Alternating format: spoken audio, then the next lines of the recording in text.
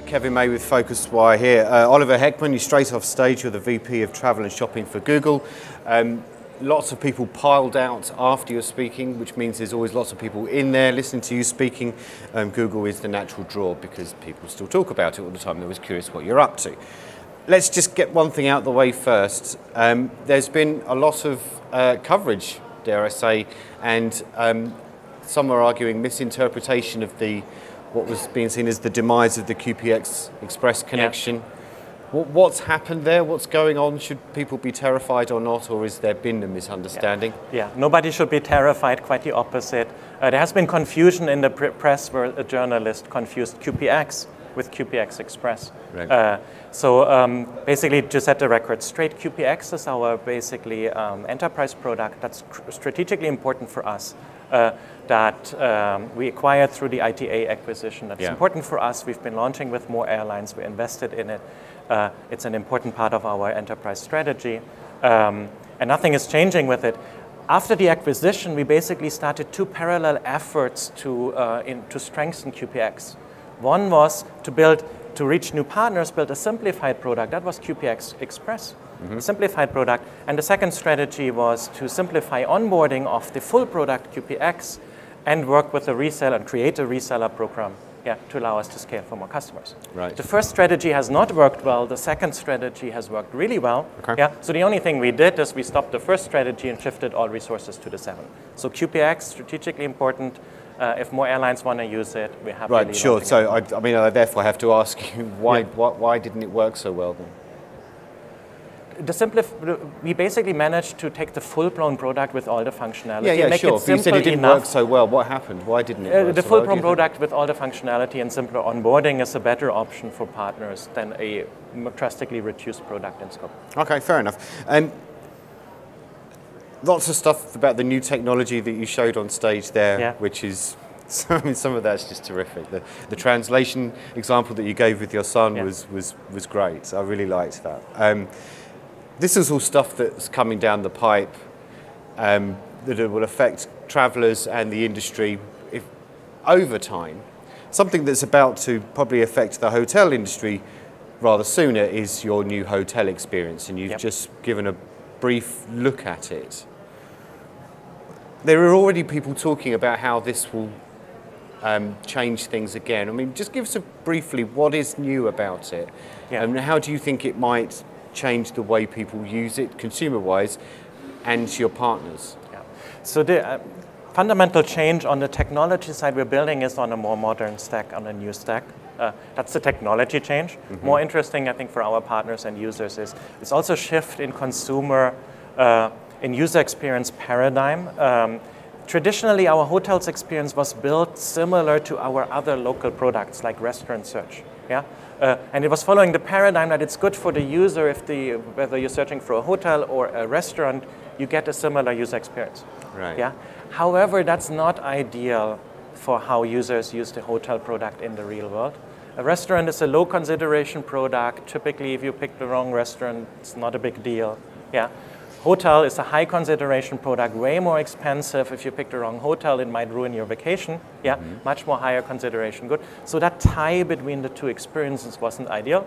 So we made the decision, move to a new tech stack, follow different user experience. And as we're doing that, we're building in many additional features that assist users in making a decision. Right, so why are hoteliers and other online travel agencies talking about it in the corridors this week, that there's this new thing from Google's hotel coming and we're a bit nervous about it? Why do you think they're saying that? I think it's a reaction Is it just of because not having... it's you doing something again? We're constantly improving all our services. Like every service that we do every year offers a better user experience. This is maybe a more drastic step than some of the other steps, but it's a step in the right direction for users and partners. Okay, so what's going to happen to flights? Are you going to do similar type of evolution with that? I mean, that's... It is a product in its own right, but it's had its own kind of UX over the years anyway, very different from hotels. So the flights experience, very specialized for the task of flights. Changes that you're seeing in flights, you have seen in the recent months in flights is we've launched it in more countries. We're covering completely Europe yet now, and we just launched in Turkey this morning. And on the Flights desktop, the desktop version of Flights, that has also gotten a new experience that is in the process of launching as well. Okay. Interviewing somebody earlier from PhocusWire who's just finished doing some research about apps with Apptopia. I was quite surprised to learn that Google Trips, by Apptopia's calculation, is the number 4 most popular travel app. And it's only, and they collected the data for this in June this year. So it was only 9 months old. Is it just by virtue of it being part of the Android ecosystem that it's become so popular, or do you think people have bought into it? And the follow-up question, I guess, is how does that app evolve? Because at the moment it's more of it's not really a booking or a search thing, it's a management app, isn't it? So the Trips app is a separate app. It's focused not on travel planning, but on in-destination, being like assisting you while you're in destination. It's not part of the Android system. It doesn't come pre-installed or anything. Users have to actively download it and install it. Why don't you change that? Because that'd be even better for you, surely. Have it part of the native Android system.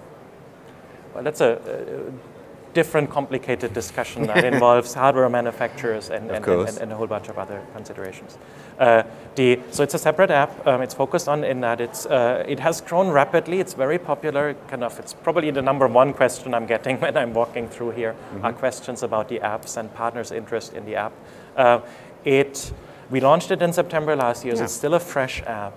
We got a lot of things in the UI seemingly right, given it's kind of growing rapidly and getting very good reviews. There are a number of things where the UI needs to be improved. There's 2 major things that would be interesting for the audience. One is we've launched a deals feature, because users were asking for that, as well as many partners were offering that. So we said, okay, let's do this. So that's deals for things that people can buy. Deals for in-destination things, like it would show you that Get Your Guide gives you 20% off of tours. That was my next question, is where do you get the content for that? From partners. Okay.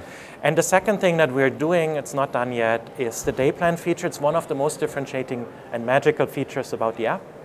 But the user feedback we've collected from users using it is that it does not allow for enough manual changes by the users, and that is too hard to do. So we are rethinking that feature, and we will be rebuilding it, so that you can get the assistance from Google in figuring out what to do, but you still have better manual control over what you're actually going to do.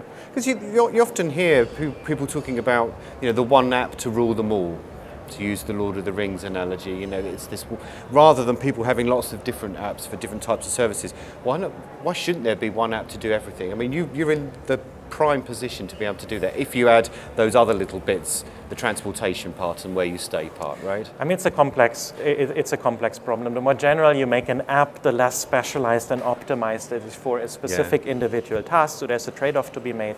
The second thing is, I mean, if there's one tool today that you can go as your center tool to do everything from planning to in destination, then that tool today is Google Search. And it's the most powerful tool because it's general search. It doesn't just help you with finding a hotel and a flight and everything. It does everything else as well. It knows if the Zika virus is in the country. It knows the nearest hospital. It can help you shopping if your luggage gets lost and so on. It's hard to imagine a travel app that has similar generality of Google Search. So I would say make Google Search your central tool. And you would say that. So thank you very much, Oliver Heckmann. Thank you. Thanks.